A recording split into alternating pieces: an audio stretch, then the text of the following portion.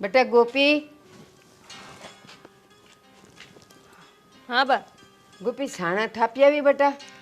હો સાણા થાપી એવી હો. અને ઓલી આવી તી કે નહીં? કોણ તમારી નાની વહુ? હા તો બીજું કોણ? શું બા તમે તે એ આવતી હશે? અરે મને તો ખાલી પોદરો લેતા જોઈ ને એમાં તો નાહી ગઈ બોલો કે મારાથી નહીં થાય. એવું કર્યું એને? તારે પણ મેં તને કીધું તું ને કે જરાક વઢીને એને ઊભી રાખજે ને એની પાસે કરાવજે. અરે બા પણ હું એને શું કહું? હું કઈ કહું એ પેલા તો એ ભાગી ગઈ અને કે છી છી એવું કરીને જતી રહી બોલો.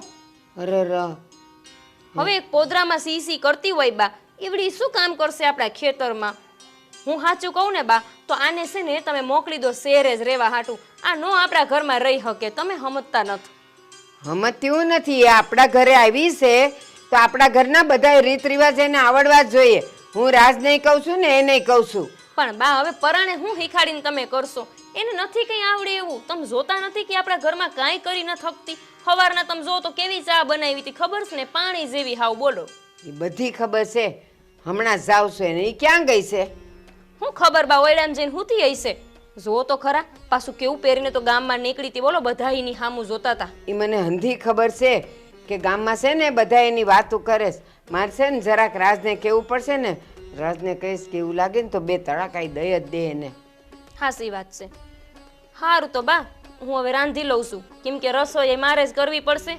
ઈ તો કઈ કરવાનું નથી અને તમે કઈ કઈ હકવાના નથી. હું કામ ન કહી શકું? બધુંય કહી શકું. લે ઘરની વહુ છે ઈ. હા ગામની કોઈ હોય તો મારાથી ન કહેવાય, પણ આ તો આપણા ઘરની છે. હું કામ ન કહેવાય? અને હું એને કહું છું શાક ઈ બનાવશે, રોટલા તું એને શીખવાડજે, પાસે ઊભી રહે. એ બા મને હવે કઈ શીખવાડવાનું ન કહેતા હો.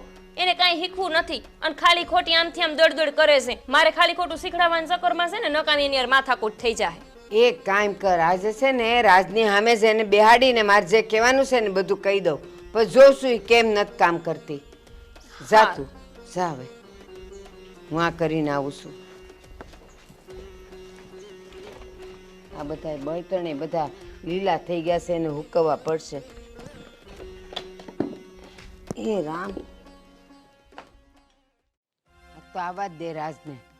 હવે તો છે ને એને હદ વટાવી છે. કાંઈ બોલતા નથી એટલે સડી વાગીશ. આવા દે, આજ તો કેવું જ છે. એલા રાજ બે કેમ એકલા એકલા બબડતા હતા? તો બબડે જ ને. આ તારી બાયડીએ શીખવાડી દીધું એકલા એકલા બબડતા. બોલાવે. આ લ્યો આવી ગઈ ગુડા અહીંયા. હું થયું છે બા? કંઈક માંડીને વાત કરો તો ખબર પડે. તું એને કઈ કહેવાનો જ બે શબ્દ તો હું કહું. હું કહું એને? તમે જ કહો હું કહું એને? એ હું કહું છું તને. તું એને પૈણીને લાવ્યો અને એની પેલા કેટલા વર્ષ સુધી એના પ્રેમમાં હતો તું?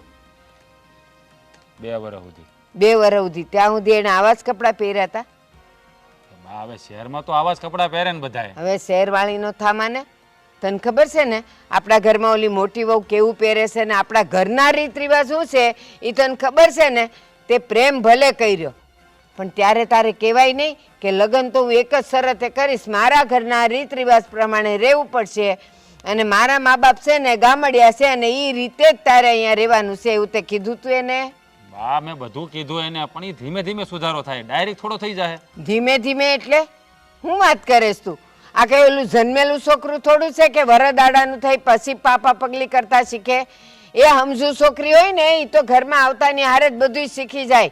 એને આવ્યા ને અહીંયા કેટલા દિવસ ને કેટલા મહિના થયા કે મને? બા હું એને સમજાવીશ, એ ધીમે ધીમે બધું આપણો પહેરવેશ પહેરવા મળશે. હવે બહુ થયું છે.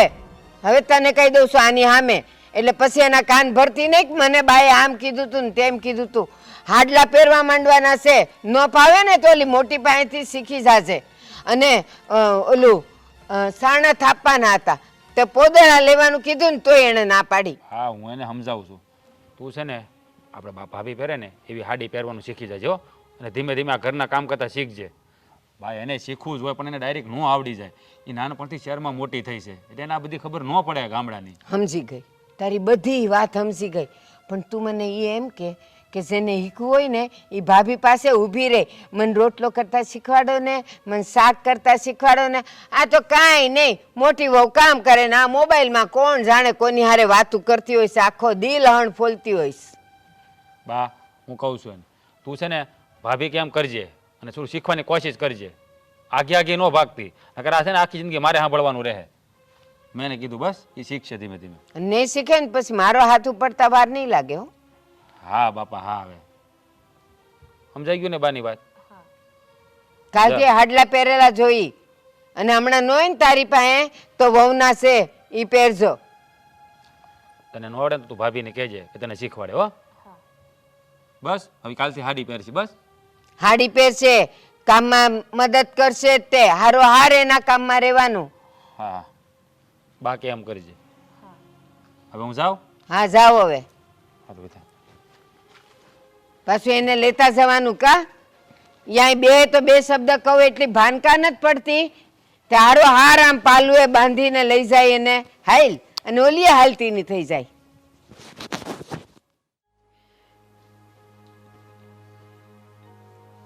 શું થયું છે? કેમ આવી રીતે બેઠી છે?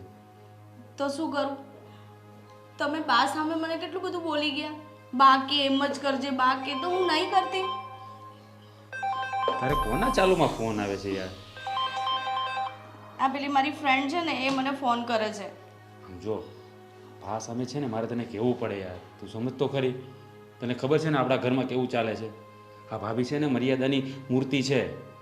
બધા એને જોયા કરશે અને એ જ કહેશે એને કે એવું કરે આવું કરે. તો એની સામે મારે બોલવું પડે તને યાર. પણ હું કામ કરું છું ને તો ભાભીને નથી ગમતું. એમને મારું કરેલું કામ ગમતું જ નથી. તમને ખબર છે આજે સવારે મેં ચા બનાવી હતી, કોઈએ ના પીધી મારા હાથની ચા અને ભાભીને કીધી બનાવવાની. યાર આ જો એમાં શું કે ભાભી ગામડાના રહ્યા કે નહીં એટલે મમ્મી પપ્પા બી ગામડાના એટલે એ લોકોને એનું કલ્ચર વધારે ગમે. તારું નહીં ગમે હજી ધીમે ધીમે થશે પણ તું આવી રીતે રહે ને તો યાર મને ના ગમે. મેં તમને પહેલાં જ કહ્યું હતું ને કે મારી રહેણી કહેણી આ રીતની છે. તમારા ઘરે નહીં કોઈ મને એક્સેપ્ટ કરે. મારી વાત સાંભળ. તું મારા સામું જો ને યાર. તું એ બધાનું કેમ વિચારે છે? જો બા ગમે તે કે પણ તને ગમે ને એ જ તારે કરવાનું. તારે જે કપડાં પહેરવા હોય ને એ જ પહેરવાના. બાની સામે તો તને ગમે તે કહું. એક મારી વાત સાંભળ. જો હું તારા માટે શું લાવ્યો છે યાર? તું આવું મૂડ કરીને બેઠી છે. ચોકલેટ. ચોકલેટ એટલે તારી ફેવરેટ ચોકલેટ ક્યાં ગઈ? હા જો યાર તારા માટે હું છેક બાજુના ગામમાં ગયો હતો કારણ કે આપણા ગામમાં તો મળે નહીં. ચાલશે? હા તમને પણ ખવડાવું. નહીં આવી રીતે ભાભી જોઈ જશે તો? નહીં જુએ ભાઈ કોઈ તો શું કામ ચિંતા કરી યાર? રસોડામાં કોઈ નહીં આવે. રસોઈનો ટાઈમ નથી અત્યારે. અરે પણ એ તો ગમે ત્યારે ગમે ત્યાંથી આવી જાય. એ ભલે ને આવી જાય તો અત્યારે મારી ફિલિંગને સમજ નહીં યાર. પ્લીઝ આવી રીતે ખાઈ લો. તું આટલું પ્રેમથી બોલે છે ને કઈ કઈ થાય છે. જો મારી વાત સાંભળ. મારી વાત સાંભળ. કઈ શું ભાભી કઈ કામ હતું તમે અહીંયા? મારે નહીં બાને. હા બા બોલો ને. આ હું મંડાણા હતા. કંઈ નહીં અમે તો હું ને કહેતો હતો કે રસોડાનું કામ તો આવી રીતે કરજે એમ શીખવાડતો હતો એને. તું કહેતો તો ને મને દેખાતું તું. તું જે કરતો તો ને એ મને દેખાતું તું. શું બા? હાવ બે શરમ સિવા શરમ તો હાવ નેવે મૂકી દીધી છે તમે લોકોએ. આ ગામવાળા બાજુમાંથી જોવે તમને હું કે કાંઈ ભાન બાન પડે છે કે નહીં? અને આ તારા હહરા એ આવતા જતા હોય કેવું લાગે? હા પણ અમે એવું કે થોડું ખરાબ કામ કરતા હતા. ના ના તમે તો એ ને ઓલું તમને સાંદીનો કપ મળે ને એવું કામ કરતા હતા. બે શરમ. રાજભાઈ અમે તો એમ જ કેવી છે કે આના કરતા તો તમે શહેરમાં રહેવા જતા રહો ને તો સારું. એટલે તમારી આ શેરી બૈરી જોડે તમારે મેળ આવી જાય હરખો. ભાભી તમે તો અમુક વાત સમજતા હોય. હું સમજવી લગ્ન તો અમારા થયા છે પણ તમારા મોટા ભાઈએ કોઈ દી આવું નથી કર્યું જેવું તમે રહોડામાં બેહીને કરતા હતા. જોયું ને બા મર્યાદા તો નેવે મેકી દીધી છે તમારી નાની વહુએ. હા મારે તો નિશા સોયા જેવું થઈ ગયું. બા એમાં રાજનો કોઈ જ વાંક નથી. હા રાજભાઈનો ક્યાં કોઈથી વાંક જ હોય છે? વાંક તો બધો તારો જ છે. અમારા દેરને ફસાવી દીધો છે તારા પ્રેમમાં.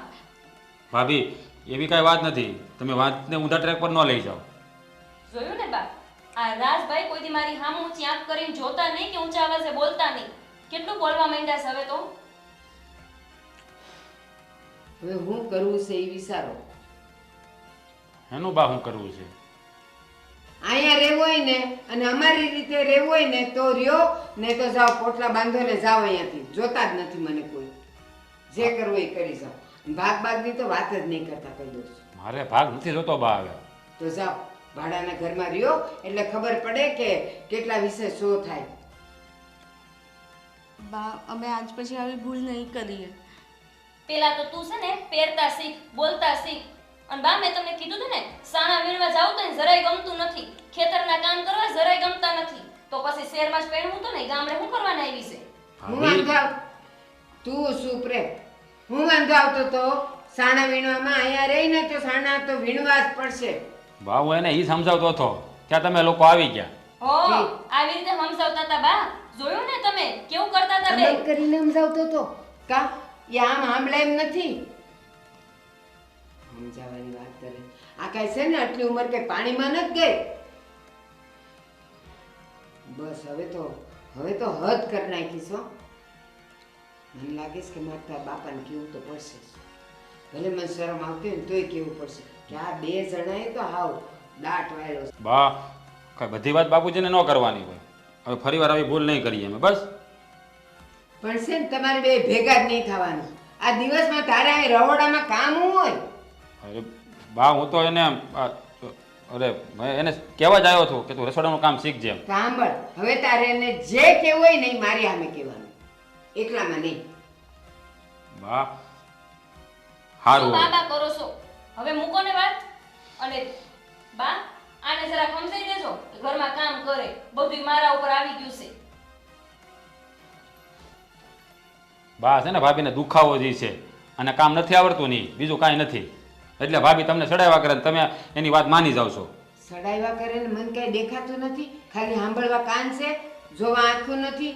આ ઈ જો તું મારી સામે છે ને લાશ કાઢીને રહેશે અને આ તારાવાળી હું જાણે આમ મને તો એને જોતા ને એની સામું જોતા મને તો શરમ આવે છે. તો એના હર અને હું નહીં થતું હોય બિચારા એ તો કઈ બોલે નહીં. બા હું ધીરે ધીરે શીખી જઈશ ને. કેદી ધીરે ધીરે એટલે ભાઈ કહે છે ને બિચારી શીખી લેશે, થોડીક શાંતિ તો રાખો તમે. શાંતિ શાંતિ જીવન અશાંત કરી નાખ્યું છે. શાંતિની ક્યાં વાત કરસ તું? જા હવે તું તો અહીંયાથી જા. મારે એને જે કહેવાનું છે હું કહીશ. તમે બે હું કહી દે, જાઓ તમે જાઓ. કેવું નથી હવે તું અહીંયાથી જા. તું જોતો જ નથી મને અને તું અહીંયા જ ઊભી રહેશે. જા પડખે ને પડખે ઊભા રહેવું છે, પડખું છોડવું નથી. અને તું સાંભળી લેજે મારી છેલ્લી વાર કહું છું. કાલ સવારે તું મને હાડલામાં જોઈ, કાલ સવારે વહેલા ઉઠીને અહીંયા સા પાણી બધુંય તારે કરવાનું છે અને પછી તારે મને ને બાપુજીને આપવા આવવાનું છે. સમજ પડે? હા. જો કાલની સવારે આવા કપડામાં પડી ને લાત મારીને કાઢી મૂકે. સારું બા. જાઓ.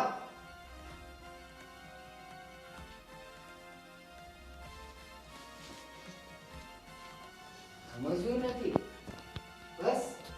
બધી શરમ તો નેવે મૂકી દીધી. હવે હું એને